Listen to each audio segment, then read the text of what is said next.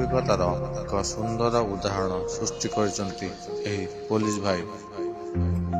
ଦେଖନ୍ତୁ କେମିତି ଗୋମାତାଙ୍କୁ ରକ୍ଷା କରିବା ପାଇଁ ତାଙ୍କ ବେକରେ ପିନ୍ଧଉଛନ୍ତି ରେଡିଓ। ଏବେ ଏହି ଭିଡିଓଟି ସାମାଜିକ ଗଣମାଧ୍ୟମରେ ବେଶ ଭାଇରାଲ ହେବାରେ ଲାଗିଛି।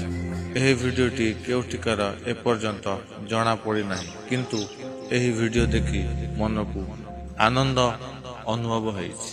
ଏମିତି ଏକ ମହାନ କାର୍ଯ୍ୟ ପାଇଁ ଆମେ ଏହି ପୋଲିସ ଭାଇଙ୍କୁ ଅଶେଷ ଅଶେଷ ଧନ୍ୟବାଦ ଜଣାଉଛୁ।